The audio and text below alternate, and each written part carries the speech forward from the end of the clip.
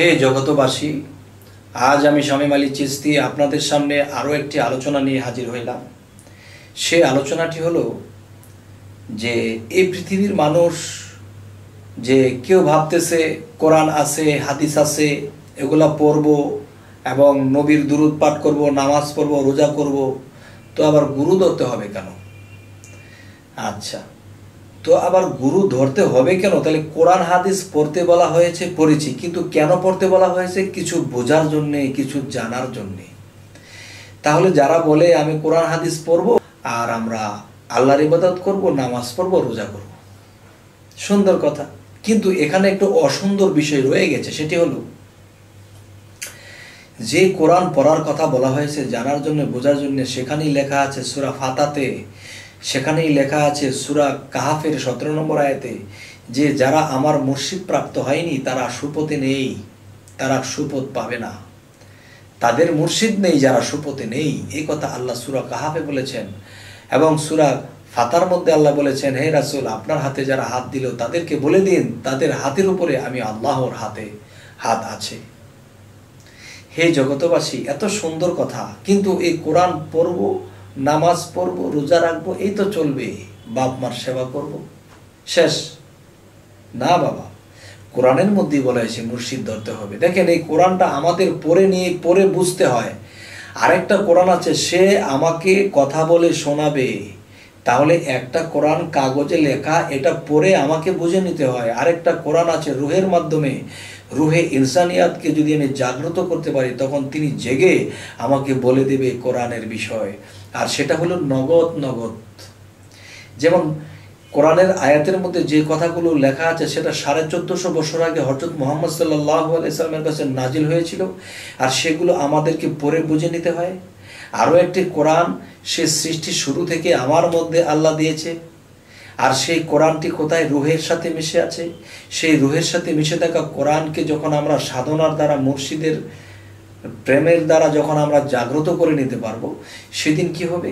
সেই রুহে ইনসানিয়াতের কোরআন আমার সামনে সম্মুখে দাঁড়াবে এবং তিনি আমাকে সেই কোরআন থেকে কথা বলবে এবং সেই কথাগুলো আমি বুঝে চলতে পারবো। আর সেই কথাগুলো কিরকম? আমি কোন দিন মারা যাব সেটাও রুহে ইনসানিয়াতের কোরআনে আছে। আমি কোন দিন চলে যাব, কোথায় গেলে কি হবে সেটাও রুহে ইনসানিয়াত জানে। এবং কালকে কি হয়েছিল, কালকে কি হবে, কালকে এটা হবে না হবে, এটাও সে জানে। তাহলে কোরআনের মধ্যে পড়ে যা বুঝে নেব তা কিন্তু এরকম কিছু আমাকে বোঝানোর মতো নেই, কিন্তু আমার পড়ে নিয়ে আমাকে বুঝে চলতে হবে। কিন্তু আর সেখানে কি বলা হচ্ছে?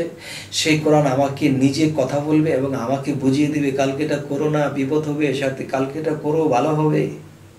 হে জগতবাসী, তাহলে আমরা কাগজ কোরআনকে ধরেছি, আমরা সেই দেহ কোরআনকে পেয়েছি, আর সেই দেহ কোরআনের ভিতরে রুহে ইনসানিয়াত বাস করে, এবং সেই রুহে ইনসানিয়াতের সাথে যদি আমরা সম্পর্ক করে নিতে পারি তাহলে আমাদের ইহকাল ও পরকাল ধন্য হয়ে যাবে।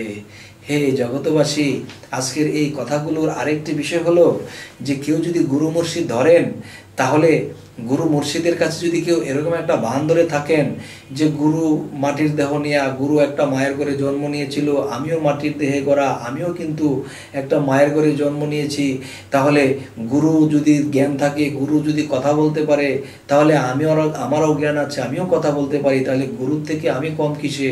একই তো। না বাবা, না, এরকম কখনোই ভাবা যাবে না। এখানে বিশাল ভুল হয়ে যাবে। কেননা পীরে আল্লাহ প্রাপ্ত বিষয় সত্য তত্ত্ববিধান পীরের কাছে। কেননা এই মুখ দিয়ে কখনো কখনো আল্লাহ কথা বলে, শুধু পীর দেহ নিয়ে কথা বলে না, এই মুখ দিয়ে কখনো কখনো আল্লাহ কথা বলে। যেমন একটা জজ কাছারির মধ্যে যদি যাওয়া হয় তখন দেখা যায় অনেক মানুষ বসে আছে, সে যদি যে কোনো একজন মানুষ যদি সেখান থেকে বলে ওঠে যে আমি তাকে ফাঁসির অর্ডার দিলাম বা আমি তাকে জেল জরিমানা নিলাম, হবে না যতক্ষণ পর্যন্ত জজ সাহেব না বলতেছে, অর্ডার না করতেছে। তাহলে বোঝা গেল কি যে তিনির মধ্যে একটা বিশাল ক্ষমতা কাজ করতেছে। সে হাতুড়ে 3টা বাড়ি দিয়ে যদি বলে যে হ্যাঁ তাকে ফাঁসির কাস্টে নেওয়া হোক বা তাকে জেল জরিমানা করা হোক, তখনই কিন্তু কার্যকর হবে। তেমনি করে যে একজন পীর, দেখবেন যে আপনি মাটির দেহে গড়া একজন মানুষ, আপনি একজন জ্ঞানী ব্যক্তি, আপনারও জ্ঞান আছে, পীরেরও জ্ঞান আছে। না বাবা, এরকম কোনোদিন ভাববেন না। পীরের কাছে পীরের সাথে সংযুক্ত আছে কার? আল্লাহর। একজন কামেল পীরের সংযুক্ত আল্লাহর সাথে, তখন কখনো কখনো সেই মুর্শিদের মুখ দিয়ে, পীরের মুখ দিয়ে আল্লাহ কথা বলবে। আর যখন এই কথাটা কার্যকর হয়ে যাবে, তখন সেই কথাটা দুনিয়াবি ফলবে, আখেরাতে ফলবে। তবে আরেকটা কথা আমি শামীম আলী চিশতি বলি, যদি কেউ গুরু ধরেন, তাহলে গুরুকে কখনো সাধারণ মানুষের মতো ভাববেন না, ভাবতে হবে তিনি অসাধারণ। আমি যেদিন গুরুর হাত দিয়েছি, তখন মনে করতো রাসূলের হাতে হাত দিয়েছি। আর যেদিন আমি রাসূলের হাতে হাত দিলাম, মনে করতে হবে যে আমি রাসূলের হাতে হাত দিলাম। হে জগতবাসী, এই জিনিসটা মনে করতে হবে যে হ্যাঁ, আমি খোদার হাতে হাত দিয়েছি। আমার সামনে গুরু বসে নেই, রাসূল বসে আছে, রাসূল বসে নেই, খোদা বসে আছে। এমন একটা ভাবের জগতে থাকতে হবে। কেননা রাসূল কি বলেছে, আর রাসূলকে আল্লাহ কি বলেছে? হে রাসূল, আপনার হাত আমার হাত। আর রাসূল বলেছে বেলায়েতের যুগে কামেল পীর আউলিয়ার হাতে আমি রাসূলের হাত, আর আমি রাসূলের হাতে আল্লাহর হাত। হে জগতবাসী, তাহলে আমি যদি পীরকে একটা আঘাত করি, তাহলে রাসূলকে আঘাত করা হবে। আর যদি রাসূলকে আঘাত করি, তাহলে আল্লাহকে আঘাত করা হবে। আমি যদি পীরকে মানি, পীরকে যদি আমি ভক্তি করি, পীরকে যদি আমি আমার অন্তরস্থ থেকে ভালোবাসি, তখন সেটা রাসূলকে করা হবে। আর রাসূলকে করলে সেটা আল্লাহকে করা হবে। হে জগতবাসী, যে এই পৃথিবীতে যদি কোনো ভক্ত বায়াত হইতে চান, তাহলে কামেল একজন পীরের কাছে বায়াত হবেন অবশ্যই। কিন্তু বায়াত যে হবেন, কিন্তু বায়াত হলেই হবে না। মনে করতে হবে যে আমার পীরের কাছে আমি একটা শিশু, আমি অজ্ঞান, আমি কিছু বুঝি না। পৃথিবীতে থেকে আপনার অনেক জ্ঞান যদি হয়েও থাকে, মনে করতে হবে আপনার কোনো জ্ঞানই নেই, আপনি অজ্ঞান। যখন আপনার এই খাতাটা, আপনার হৃদয়ের খাতাটা, জ্ঞানের খাতাটা যখন খালি রাখতে পারবেন, তখন সেই খালি জায়গায় কিছু লেখা যাবে। আর যদি লেখার উপর দিয়ে কিছু লেখা হয়, তখন কিন্তু কোনো লেখাই কাজে আসবে না, দুটোটা লেখাই বাদ হয়ে যাবে। যদি কোনো ভক্ত নিজেকে নিষ্পাপ এবং নিজের মধ্যে জ্ঞান শূন্য না হইতে পারে গুরুর কাছে যাইয়া, তো তখন পর্যন্ত তার হৃদয়ে, তার জ্ঞানের খাতায় কিছু লেখা যাবে না। কেননা যদি ভক্ত মনে করে আমিও কিছু জানি, আমিও কিছু বুঝি, তখন গুরু যখন কিছু একটা বলবে, তখন তার সেই লেখার উপর দিয়ে যখন লেখা লিখবে, না বুঝবে নিজের লেখা, না বুঝবে গুরুর লেখা। তাই সাদা কাগজের মধ্যে লিখতে হয়। তাই গুরুর কাছে যাওয়ার পরে একজন মানুষ অনেক জ্ঞান থাকার পরেও সমস্ত জ্ঞান পিছনে নিয়ে যান, সামনে আপনি হয়ে যান কি নিষ্পাপ, এবং আপনি সামনে হয়ে যান শিশুর মতো, অজ্ঞানী হয়ে যান। তখন গুরু যখন আপনার খাতাটাকে সাদা দেখবে, তখন সেই সাদা জায়গার মধ্যে কিছু লিখে দেবে। সারা জীবন যে আপনি কত কিছু লিখেছেন, এই লেখায় কোনো কাজে আসবে না। গুরু যেই লেখাটা লিখে দিল, এই জিনিসটা যখন আপনি মানবেন এবং করবেন, ইনশাল্লাহ একদিন আপনি আউলিয়া হবেন ইনশাআল্লাহ। আল্লাহ বলেছে যে আমি কখনো কখনো গুরুর হাত দিয়ে লিখি, আমি কখনো কখনো মুর্শিদের মুখ দিয়ে কথা বলি। হে জগতবাসী, আজকের এই কথাগুলো আমি আপনাদেরকে হাত জোড় করে বলছি।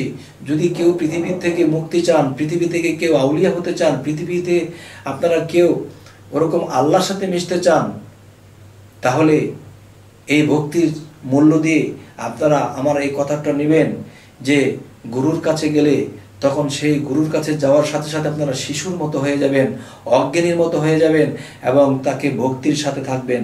তখন দেখবেন তার থেকে যখন সুদৃষ্টি আসবে, তখন আপনি বুঝতেই পারবেন না আপনার মধ্যে যে কি এসে গেছে, কি পেয়ে গেলেন।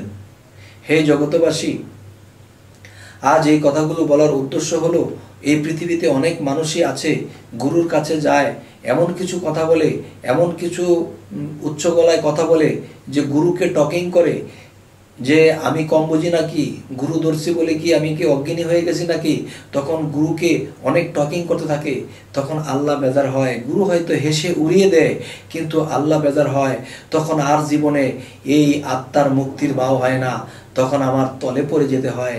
হে জগতবাসী, আজ এই কথাগুলো বলার এই উদ্দেশ্য ছিল। তবে আরেকটি কথা, আমাদের এই চ্যানেলের কথা যদি আপনাদের ভালো লাগে, তাহলে সাবস্ক্রাইব করুন। পিছনে আমাদের ভিডিওগুলো যা দেওয়া হবে সমস্ত আপনাদের সামনে উপস্থিত হবে। তো আজ এই বলেই রাখছি, সকলেই ভালো থাকবেন। আল্লাহ হাফেজ।